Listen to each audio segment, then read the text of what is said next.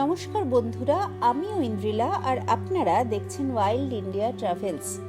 আজ আমরা চলেছি পশ্চিমবঙ্গের অন্যতম রহস্যময় এবং জীব বৈচিত্র্যে সমৃদ্ধ অরণ্য নেওড়া ভ্যালি ন্যাশনাল পার্ক। প্রথম পর্বে আমরা দেখিয়েছি কিভাবে আমরা এখানে এলাম এবং কোথায় উঠলাম ইত্যাদি বিভিন্ন তথ্য। আর এই পর্বে আমরা দেখব নেওড়া ভ্যালির প্রাকৃতিক সৌন্দর্য, এখানে কি ধরনের পাখি দেখা যায়, বনভূমির জীব বৈচিত্র্য এবং কেন এই জঙ্গল বার্ড ওয়াচার্স আর নেচার লাভার্সদের কাছে স্বর্গের মতন।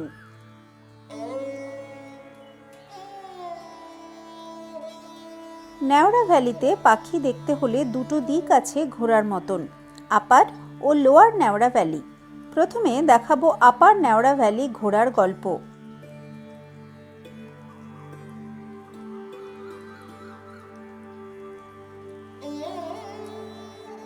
সকাল সকাল চা খেয়ে হোমস্টে থেকে গাড়ি নিয়ে বেরিয়ে পড়ুন। আপার নেওড়া ভ্যালি ঘন গভীর জঙ্গল। এখানে ঢুকতে গেলে আলাদা করে আগের দিন আধার কার্ডের অরিজিনাল ও ফটোকপি সমেত পারমিশন করাতে হয়।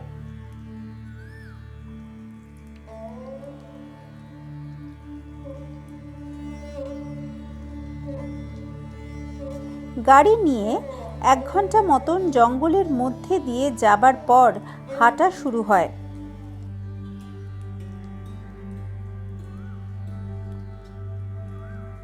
জঙ্গলের মধ্যে দিয়ে পথ বেশ এবড়ো খেবড়ো, কম বেশি প্রায় 5 কিলোমিটার মতন পথ একেবারে চুপচাপ কম শব্দ করে পাখির খোঁজে হাঁটতে হয়। হিমালয়ের কোলে অবস্থিত এই বনভূমি এমন একটি জায়গা যেখানে প্রকৃতি আজও অনেকটাই মানুষের স্পর্শ থেকে দূরে। ঘন চিরহরিত বন, পাহাড়ি ঝর্ণা, মেঘে ঢাকা উপত্যকা আর অসংখ্য বিরল পাখি ও প্রাণীর আবাসস্থল এই নেওড়া ভ্যালি। 1986 সালে এই অঞ্চলকে জাতীয় উদ্যান হিসেবে ঘোষণা করা হয়। প্রায় 88 বর্গ কিলোমিটার এলাকা জুড়ে বিস্তৃত এই বনভূমি পূর্ব হিমালয়ের অন্যতম গুরুত্বপূর্ণ বায়োডাইভার্সিটি হটস্পট। এই অরণ্যের নাম এসেছে নেওড়া নদী থেকে, যা এই বনভূমির মধ্যে দিয়েই প্রবাহিত হয়েছে। এখানকার উচ্চতা প্রায় 600 ফুট থেকে শুরু করে 10,600 ফুট পর্যন্ত পৌঁছেছে। ফলে একই জঙ্গলের মধ্যে বিভিন্ন ধরনের হ্যাবিটেট তৈরি হয়েছে। নিম্ন উচ্চতায় ট্রপিক্যাল ফরেস্ট, মাঝারি উচ্চতায় টেম্পারেট ফরেস্ট এবং ওপরের দিকে রডোডেনড্রন ও ব্যাম্বু ফরেস্টও দেখা যায়। এই বৈচিত্র্যময় হ্যাবিটেটই অসংখ্য পাখি ও প্রাণীর জন্য আদর্শ আশ্রয়স্থল।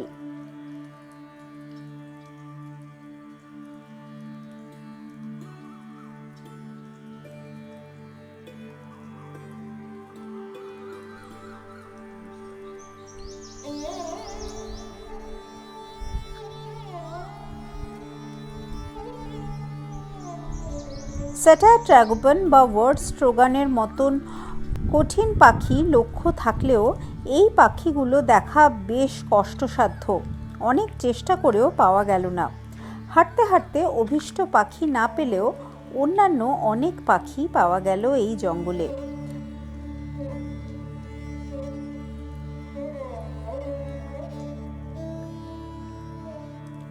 নেওড়া ভ্যালির জঙ্গলে ঢুকলেই প্রথমে যে জিনিসটা অনুভব করবেন তা হলো নিস্তব্ধতা। এখানে শহরের কোনো শব্দ নেই, শুধু বাতাসে দুলতে থাকা গাছের শব্দ, ঝর্ণার কলকল ধ্বনি আর দূর থেকে ভেসে আসা পাখির ডাক।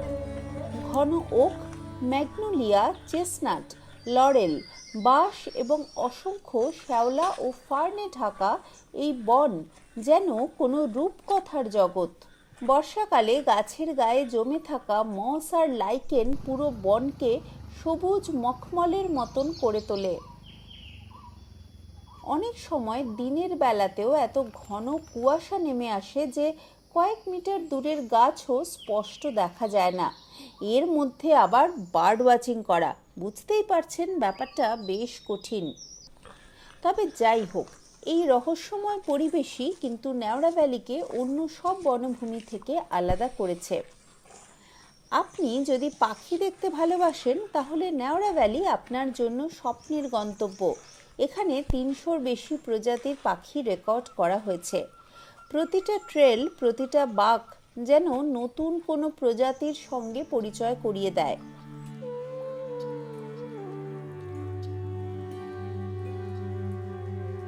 বিভিন্ন রকম লাফিং thrush, yuhina, sibia, sunbird, fly catcher, minivet এবং উডপেকার নিয়মিত এখানে দেখতে পাওয়া যায়।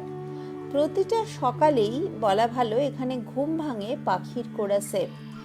একজন বার্ড ওয়াচারের জন্য এর থেকে সুন্দর অভিজ্ঞতা খুব কমই হতে পারে।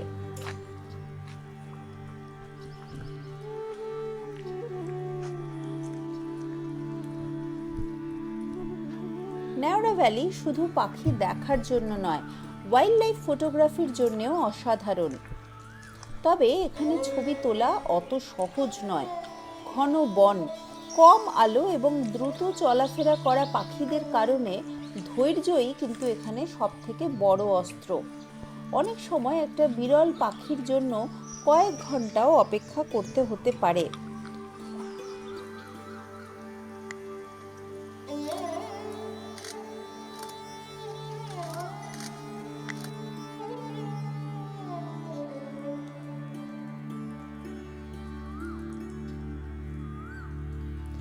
এখানকার আবহাওয়া সারা বছরই মনোরম। শীতকালে তাপমাত্রা অনেক নিচে নেমে যায় এবং ওপরের এলাকায় মাঝে মাঝে তুষারপাতও হয়। বসন্তকালে রডোডেনড্রন ফুলে পাহাড় রঙিন হয়ে ওঠে, আর বর্ষায় পুরো বন যেন নতুন প্রাণ ফিরে পায়। তবে হ্যাঁ, জোকের উৎপাতও বেশ রয়েছে বর্ষাকালে। বার্ড ওয়াচিং এর জন্য মার্চ থেকে মে এবং অক্টোবর থেকে ডিসেম্বর সবথেকে জনপ্রিয় সময়।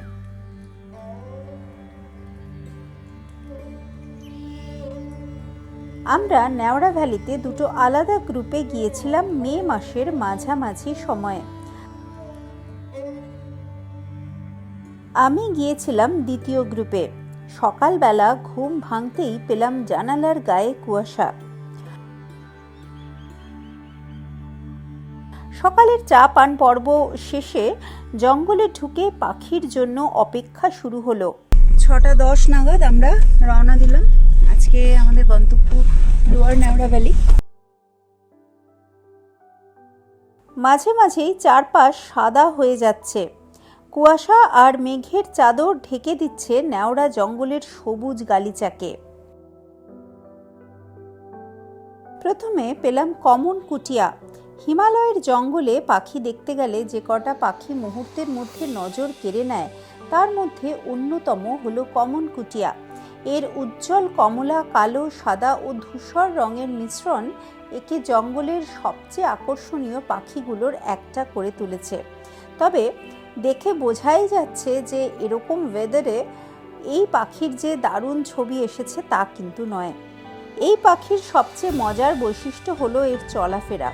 কাঠঠোকরার মতন গাছের গুড়ি বেয়ে ওপর নিচে ওঠানামাও করে, আবার নাঠাচের মতন উল্টো হয়ে ডালপালায় ঝুলতেও দেখা যায়। তাই অনেক পাখিপ্রেমী একে জঙ্গলের অ্যাক্রোব্যাটও বলে থাকেন। এখানে এই পাখিটা ছাড়া আরও বেশ কয়েকটা পাখি দেখতে পেয়েছি।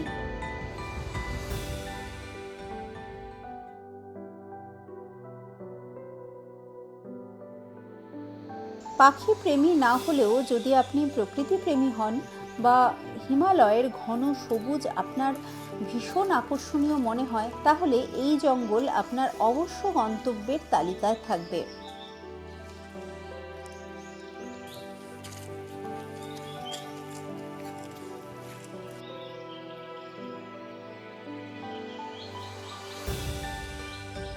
আমরা সাধারণ ট্যুরে কিন্তু লাভা ঋষভ কোলাখামের মতন জায়গায় যাই এবং সেখানে ছোটোখাটো দু একটা সাইট সিইং করেই খুশি থাকি। অথচ হিমালয়ের এই অংশ এত সুন্দর, এর বায়োডাইভার্সিটি এত ভালো, আর যদি পাখিপ্রেমী নাও হন, জঙ্গলের সবুজ এত সুন্দরভাবে আপনার মন কেড়ে নিতে পারবে। যারা সাধারণ পর্যটক, আমি তাদেরও অনুরোধ করব এরপর থেকে অবশ্যই এই জায়গাগুলোকে একটু অন্যভাবে ঘোরার চেষ্টা করুন, একটু পাখি দেখার চেষ্টা করুন, প্রকৃতিকে জানার চেনার চেষ্টা করুন। তাহলে আপনার ভ্রমণ অনেক বেশি আনন্দদায়ক হয়ে উঠবে। এরপর ছায়া ছায়া মায়া ভরা জঙ্গলের ভেতর দিয়ে শুরু হলো আরেক প্রস্থ পথ চলা। এদিন আমরা লোয়ার ন্যাওড়া ভ্যালির বিভিন্ন জায়গায় দাঁড়িয়ে মাঝে মাঝেই নানা রকম পাখির সন্ধান করেছি এবং ছবিও পেয়েছি বেশ কিছু।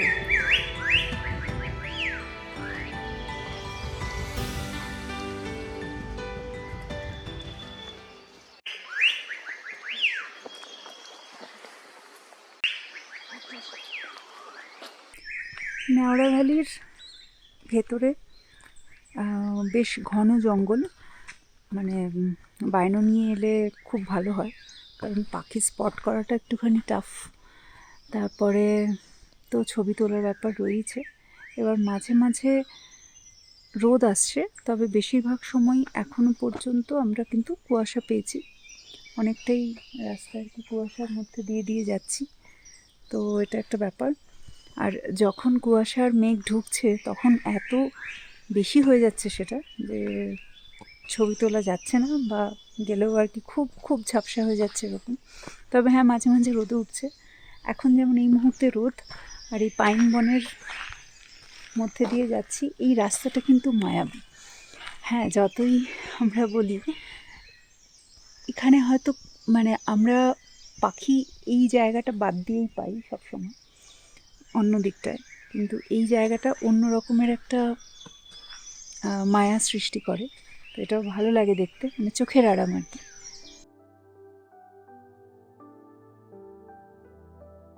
মাঝে মধ্যে আবার বৃষ্টিও এসে যাচ্ছিল, তখন তাড়াতাড়ি আবার গাড়ির ভেতরে ঢুকতে হয়েছে। তবে হ্যাঁ, আজকে যে খুব বেশি বৃষ্টি ছিল তা নয়, সারাদিন মোটামুটি মেঘলা আর হালকা হালকা বৃষ্টির মধ্যে দিয়েই কেটেছে।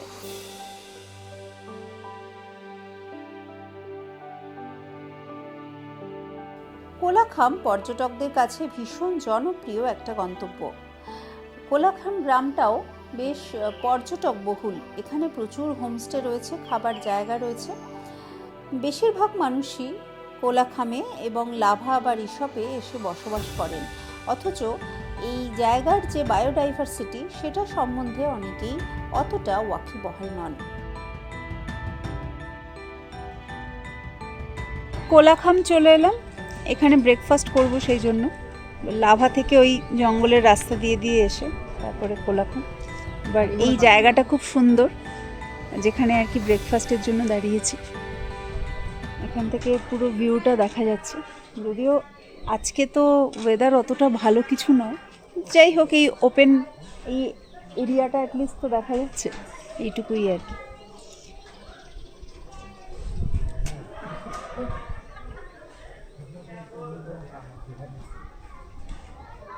পাখি দেখা হলো, হয়েছে স্বপ্নে? চোখ বন্ধ করে ধ্যান করছিল, স্বপ্ন দেখছিল মাঝে মধ্যে। ভালোই হলো। আমরা এখানে এসে 2-4টে পাখি আশেপাশে দেখার চেষ্টা করলাম। যদিও কোলাখাম যে গ্রামটা, তার মধ্যে খুব বেশি পাখির দেখা পাওয়া যাবে না, কারণ এখানে মানুষ অনেক বেশি। তবু রাসেট স্প্যারো দলকে দেখলাম স্নান করছে একটা নির্মীয়মান বাড়ির ছাদে। এছাড়া রয়েছে নীল কটকটিয়া বা ভার্ডিডার ফ্লাইক্যাচার, গাছের ছায়ায় বসে আছে সুযোগ বুঝে পতঙ্গটিকে উদরস্থ করার জন্য।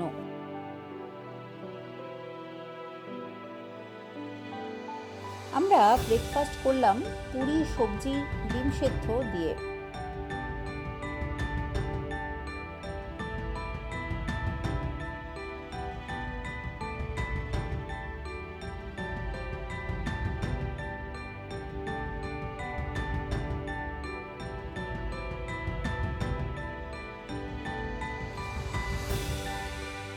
এই সময় মোটামুটি 10টা বেজে গেছে।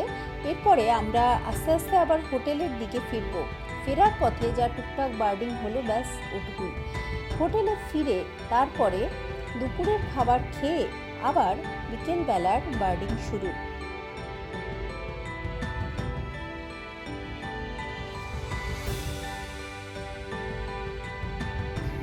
लोकल सिमराया बोलते हैं। क्या बोलता है? सिमराया सिमराया सिमराया सिमराया सिमराया सिमराया सिमरन सिमरन ना सिमराया सिमरन सिमरायु सिमरायो সিমরায়ো सिमरायु बाबा ये तो नाम था सिम সিমরায়ু সিমরায়ু सिमरायु সিমরায়ু হচ্ছে শাকের নাম। रोक के खरीदा है ना।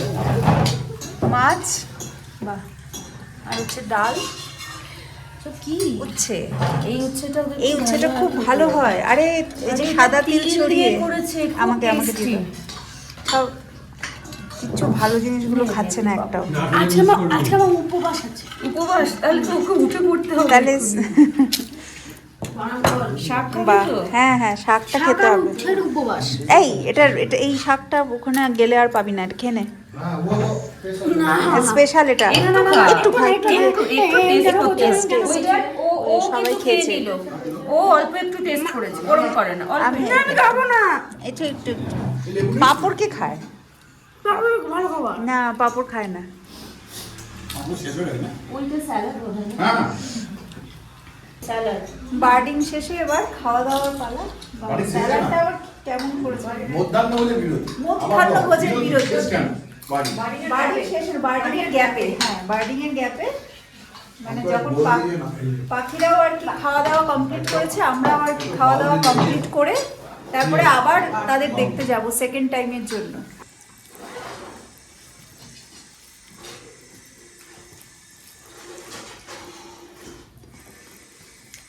কেমন লাগছে খেতে? খাওয়া দাওয়া ঠিকঠাক? আমি একদম। আমি পটলটা হলো না ঠিক কমপ্লেন। বাবা বলেছিল পটল খাবে। আমি যেটা কমপ্লেন বলবো। আমার এই উচ্ছেটাও ভাল লাগে, এই শাকটাও বেশ ভাল লাগছে, একদম অন্যরকম। অবাক হয়ে তাকানোর কিছু নেই। তুই তো খেলি না, শাকটা খেয়েছিস না? খেলি তো, খেলি তো, একদম অন্যরকম খেতে। আরে যেটা বাড়িতে পাবি না সেটা তো এখান থেকে নিবি। বাড়িতে পাবো না শাক, না এই শাকটা তো পাবি না, শাক উচ্ছে বাড়িতে পাবো না, প্রত্যেক দিনই তো খাচ্ছি। সেটা তো অন্য শাক। এই শাকটা পাবি না, এই শাকটাও এই পাবি না। শাক ওই শাকই সেমই শাক। না না, হ্যাঁ বাবা, সব আলাদা, সব আলাদা আলাদা। সব পাখি আলাদা, সব পাখি এক। সব পাখি এক, হ্যাঁ পাখি তো এক, ওইটা বললো ওটা সব আলাদা আলাদা। এটা পাখি তো রে বাবা। দেখা না, সে শাক যাই হোক, সে টিটাই হোক আর মিষ্টি হোক, হ্যাঁ এটা ভালো খেতে। হ্যাঁ সে তো মাছও সব এক। মা কোথায় যাবে? মাছ এক না? এটা কি মাছ? আজকের পর্ব এই পর্যন্তই। এর পরের পর্বে আমরা এই জায়গাকে আরও অন্যরকমভাবে চিনব, আরও নতুন নতুন পাখি দেখব। সেই পর্বটি দেখার জন্য অবশ্যই আমার চ্যানেলটিকে সাবস্ক্রাইব করে দেবেন, আর পছন্দ হলে আমাকে সেটাও জানাতে ভুলবেন না।